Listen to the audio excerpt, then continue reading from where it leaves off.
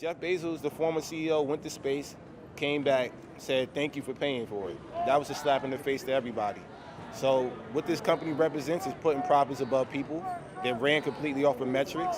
We watch our coworkers get carried out on stretches every other day, and we want to fight back for what we rightfully deserve. That was Chris Smalls, who's leading an effort by Amazon warehouse workers to unionize in New York on grounds for better pay and safer conditions. The second attempt by workers at the tech giant to unionize this year at a company that has long resisted such campaigns. Reuters met Smalls earlier this month as he petitioned regulators at the National Labor Relations Board to authorize an official vote of employees to form that union. Just the beginning. You know, this is a phase, this is like a warm-up round, but now the fight is really about to begin. The workers in Staten Island are just one side in a multifaceted issue for Amazon. That first attempt to unionize this year in Alabama failed by a 2-to-1 voting margin. In New York, Amazon says it wants the voices of its employees to be heard and that it focuses on improving. But a representative also told us that they were skeptical that the union supporters had gathered enough of what the company called legitimate employee signatures to file the labor board petition in the first place. Smalls says Amazon has been distributing anti-union literature to employees, and back in Alabama, the regulators say they're reviewing calls for another election on allegations that Amazon violated labor laws during the first one.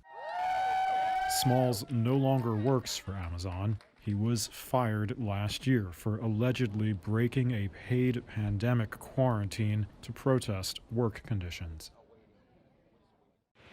Sophie Fourneron's independent bookshop in central Paris has survived the rise of Amazon, partly thanks to a French law that prohibits price discounting on new books. But she says it still undercuts stores like hers on shipping. Free book deliveries are prohibited under French law, but Amazon gets around this by charging a single centime. Now booksellers hope new legislation, adopted by Parliament but not yet enacted, could level the playing field. It will set a minimum price floor for book deliveries, in the hope of protecting the neighbourhood bookstores that are held with special affection in France, like Fourneron's Canal bookstore. We are in a tourist quarter of Paris and we see Americans come into the bookstore and they tell us, we have not seen a bookstore since. We didn't even know that independent bookstores still exist. Amazon says the law would punish those in rural areas who can't easily visit a bookstore. More than 20% of the 435 million books sold in France in 2019 were bought online. And the market share of France's 3,300 independent bookstores has been slowly declining. Support from President Emmanuel Macron helped push the legislation, which does not target Amazon by name, over the line. The move is the latest by France to shield national culture against big tech firms. BP's trading team made at least $500 million in the third quarter of 2021. That's according to two sources with knowledge of the company's trading results.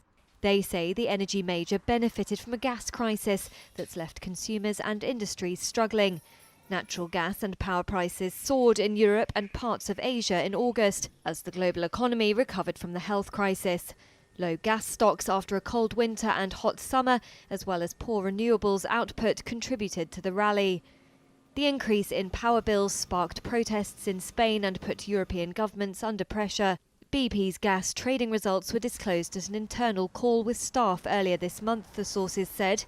BP declined to comment on the story. The gains were made as customers in Europe and Asia rushed to buy liquefied natural gas from the United States and other parts of the world to cope with shortages. BP's strong gas trading results are likely to provide an early indication of how other international energy companies will benefit from the global gas crunch. Both BP and Shell are banking on cash flow from trading to support them through their transition to a business model less reliant on fossil fuels. German sportswear giant Puma increased its 2021 sales outlook on Wednesday despite lingering supply chain pressures. Factories in Vietnam, a major supplier to the footwear industry, have been closed due to the global health crisis, and factory owners have said they only expect to fully resume operations from the second half of next year. Puma Chief Executive Bjorn Gulden said the company was also having to cope with port congestion and shortages of container ships that are pushing up freight costs, along with a, quote, very difficult market situation in China. Third quarter sales rose a currency-adjusted 20.4% to $2.21 billion, while operating profit also jumped well ahead of forecasts. Rival Nike cut its fiscal 2022 sales expectations last month and said it expected delays during the holiday shopping season, blaming a supply chain crunch. Puma sales jumped 31% in the Americas and 22% in Europe, the Middle East and Africa. However, they only rose 1.7% in the Asia-Pacific due to ongoing tensions in China and lockdowns in markets including Japan. The spike in home prices may be losing some of its sizzle, but not home sales. The S&P CoreLogic Case-Shiller Index that monitors prices in 20 U.S. metropolitan areas rose 1.2% in August. That's the smallest gain since July of 2020, and it was less than what economists had expected. An official at S&P DJI said the data suggests housing price growth may be beginning to decelerate. Growth on a year-on-year basis also slowed, dipping from July's record level to 19.7%. That was also short of estimates. Sunny cities in the Southwest and Southeast reported the highest annual price gains: Phoenix, San Diego, and Tampa. Those rising prices are not deterring home buyers. Sales of single-family homes surged to a 6-month high in September. The Commerce Department reported Tuesday new home sales jumped 14%. Still, the buying frenzy has abated from last year as workers returned to offices and schools reopened.